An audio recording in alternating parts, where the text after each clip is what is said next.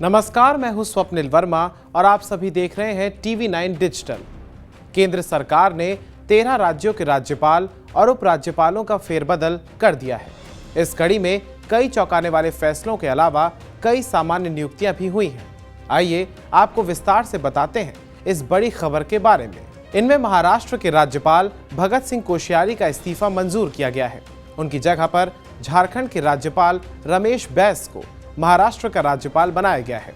अरुणाचल प्रदेश के राज्यपाल BD मिश्रा लद्दाख के उपराज्यपाल बनाए गए हैं। दरअसल छत्रपति शिवाजी महाराज पर दिए गए बयान को लेकर विवादों में रहने वाले महाराष्ट्र के पूर्व गवर्नर भगत सिंह कोश्यारी ने 6 दिसंबर को गृह मंत्री अमित शाह को चिट्ठी लिखकर उनसे मार्गदर्शन मांगा था कि उन्हें इस पद पर बने रहना चाहिए या फिर नहीं। अब आपको बताते हैं किन किन उपराज्यपालों और राज्यपालों की नियुक्तियां हुई हैं या फिर फेरबदल हुआ है। सबसे पहले लेफ्टिनेंट जनरल कैवल्य त्रिविक्रम रिटायर्ड परनाइक अरुणाचल प्रदेश के नए राज्यपाल बनाए गए हैं। फिर लक्ष्मण प्रसाद आचार्य को सिक्किम का राज्यपाल बनाया गया है। CP राधाकृष्णन को झारखंड का राज्यपाल बनाया गया है।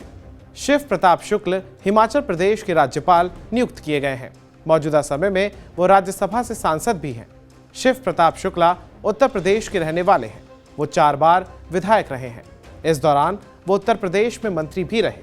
वो 1989, 1991, 1993 और 1996 में विधानसभा सदस्य चुने गए थे।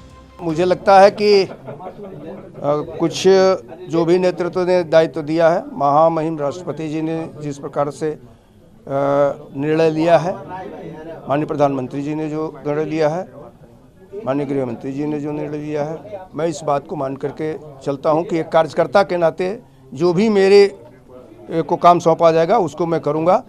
मैं निश्चित ही उन सभी लोगों को धन्यवाद देता हूं, लेकिन ऑफिशियल न्यूज़ जब मेरे पास और आ जाएगी तब और जितनी बातें हो सकेंगी वो कहेंगे। गुलाब चंद कटारिया को असम का राज्यपाल बनाया गया है।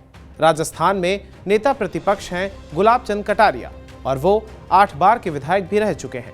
बेहद ही सरल स्वभाव वाले जमीन से जुड़े हुए नेता माने जाते हैं कटारिया। देखो, पार्टी ने जो भी मुझे जिम्मेदारी दी है मैंने उसको पूरी क्षमता से पूरा करने का प्रयास किया है और यहाँ देश के प्रधानमंत्री जी ने और मेरी पार्टी के वरिष्ठ लोगों ने मुझे इस लायक समझा कि मैं वहाँ काम करूँ, तो मैं निश्चित रूप से उनकी आशाओं पर खरा उतरने का प्रयास करूँगा और काम को अच्छी तरह से उस शुचिता के साथ और बिना पक्षपात के करने का प्रयास करूँगा।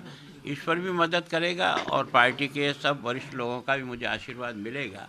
मैं सोचता हूं कि मैं निश्चित रूप से उनकी जो कुछ उनकी मंशा है उसके अनुसार खरा उतरने का प्रयास करूंगा। वहीं जस्टिस सेवानिवृत्त S अब्दुल नजीर आंध्र प्रदेश के राज्यपाल बनाए गए हैं। सुप्रीम कोर्ट के पूर्व जस्टिस S अब्दुल नजीर 4 जनवरी को सुप्रीम कोर्ट से रिटायर हुए थे और 40 दिनों के बाद ही उन्हें गवर्नर बना दिया गया है। जस्टिस नजीर राम मंदिर पर निर्णय देने वाली बेंच में शामिल थे। आंध्र प्रदेश के राज्यपाल बिस्वा भूषण हरिचंदन को छत्तीसगढ़ का राज्यपाल नियुक्त किया गया है। छत्तीसगढ़ की राज्यपाल अनुसुईया उइके को मणिपुर का राज्यपाल नियुक्त किया गया। कांग्रेस से भाजपा में आई अनुसुईया उइके को सरकार ने 16 जुलाई 2019 को छत्तीसगढ़ का राज्यपाल नियुक्त किया था। अनुसुईया ने आरक्षण संशोधन विधेयक पर हस्ताक्षर करने के लिए मार्च की डेडलाइन तय की थी। मणिपुर के राज्यपाल ला गणेशन को नागालैंड का राज्यपाल नियुक्त किया गया है। वो मणिपुर और पश्चिम बंगाल के गवर्नर भी रह चुके हैं।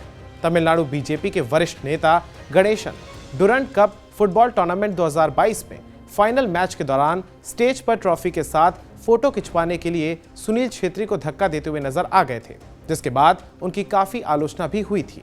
वहीं बिहार के राज्यपाल फागू चौहान को मेघालय का राज्यपाल नियुक्त किया गया है। हिमाचल प्रदेश के राज्यपाल राजेंद्र विश्वनाथ आर्लेकर को बिहार का राज्यपाल नियुक्त किया गया है। झारखंड के राज्यपाल रमेश बैस को महाराष्ट्र का राज्यपाल नियुक्त किया गया है।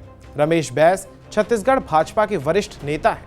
वो लगातार 7 बार लोकसभा सांसद भी रहे हैं। इससे पहले वो त्रिपुरा और झारखंड के भी राज्यपाल रह चुके हैं। ब्रिगेडियर BD मिश्रा रिटायर्ड को लद्दाख का उपराज्यपाल नियुक्त किया गया है।